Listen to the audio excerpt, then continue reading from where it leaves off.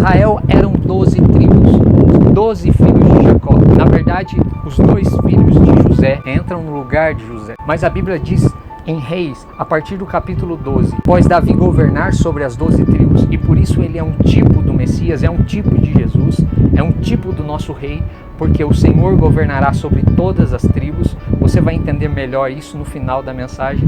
Mas a Bíblia diz que o filho de Salomão, Roboão, divide as tribos. O Senhor, na verdade, rasgou o reino de Israel. O Senhor dividiu o reino. O Senhor dividiu as tribos. E 10 tribos ficaram ao norte de Israel. Essas tribos tiveram seus próprios reis. Essas tribos tiveram a sua própria capital, que foi em Samaria. Mas o reino do sul ficaram 2 tribos, as tribos de Judá e Benjamim. As tribos de Judá e Benjamim formaram o reino de Judá, de onde vem a palavra judeus. E o reino do norte continuava sendo israelitas, continuavam sendo de Israel. Algumas regiões, como o norte de Israel, a Galileia, de onde vinham os galileus, essa região Salomão havia dado cerca de 20 cidades da região da Galileia aos gentios, e por isso essa região ficou sendo chamada, conhecida como Galileia dos gentios. Preste atenção, você teve uma revelação nesse momento que você nem percebeu. O povo de Israel foi chamado por um bom tempo de gentios, de Goim. Pois é, eu sei que nunca te disseram isso, também nunca me disseram isso, e eu descobri isso há pouco tempo, mas a palavra do Senhor é tremenda, ela é fantástica. Ela diz que Israel, o pessoal da tribo do norte, foi chamado de gentios. Então houve uma divisão das tribos, 10 tribos ao norte com seus reis e sua capital em Samaria, 2 tribos ao sul, reino de Judá, com a capital aqui em Jerusalém. Eu quero que vocês leiam comigo algumas promessas que o Senhor fez, como Deuteronômio capítulo 4, verso de número 27, a partir do verso de número 27. E Yahvé vos dispersará entre todos os povos, e restará de vós apenas um pequeno número de pessoas no meio das muitas e grandes nações para onde o Senhor os tiver conduzido. Lá servireis a deuses feitos por mãos humanas, de madeira e de pedra, que não têm qualquer capacidade, não podem ver ou ouvir, comer ou sentir os aromas. De lá, então vais procurar Yahvé, teu Deus, e o encontrarás se o buscares com todo o teu coração e com toda a tua alma. Assim, quando estiveres sofrendo e todas as aflições caírem sobre ti, então, no futuro, ao final dos tempos, voltarás para o Senhor, o teu Deus, e obedecerás a sua palavra. Pois Yahvé, teu Senhor, é Deus misericordioso. Ele não te abandonará, nem te destruirá, nem desprezará a aliança que com juramento firmou com os teus pais. Que fantástico, amigos! Deus prometeu que espalharia Israel sobre a terra, que eles adorariam outros deuses, deuses de paus, deuses de pedras, mas no final dos tempos eles seriam reunidos, eles seriam lembrados pelo Senhor por causa da sua misericórdia. Vamos ler ainda Deuteronômio capítulo de número 28, verso de número 64.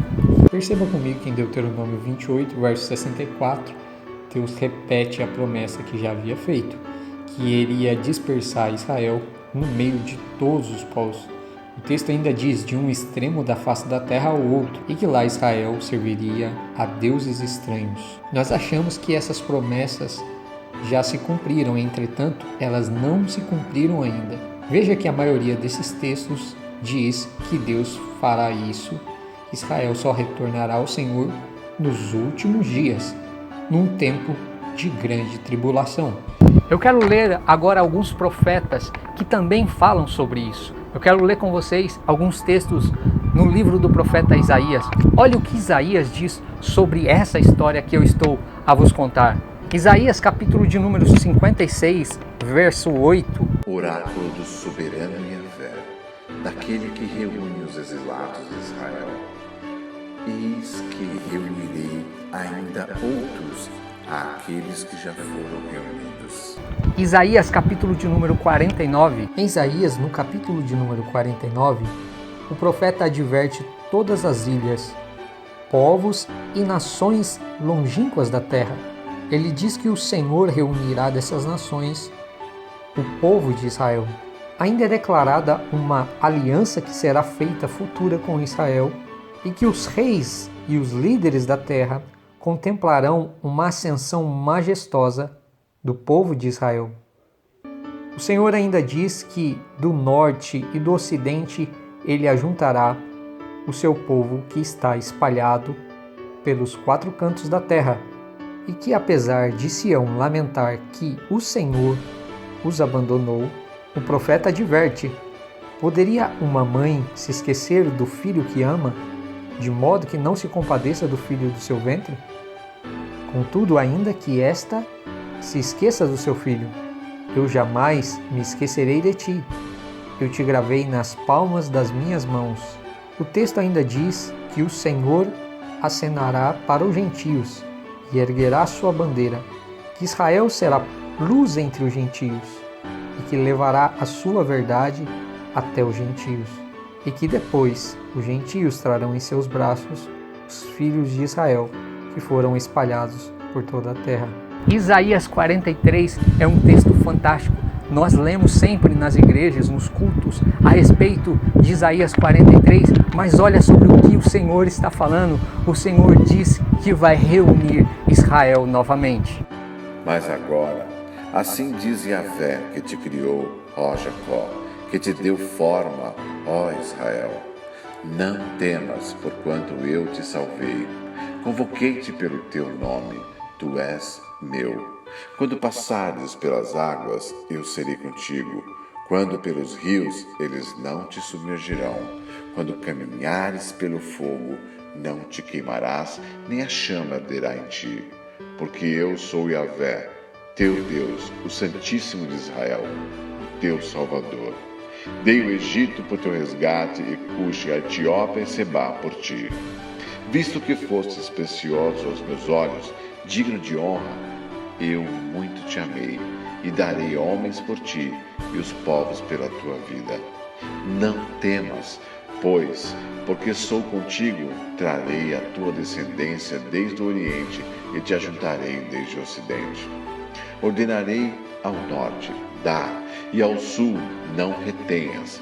Trazei hoje meus filhos distantes e todas as minhas filhas das extremidades da terra, tudo que é chamado pelo meu nome, que criei para minha própria glória e alegria, e os quais dei forma.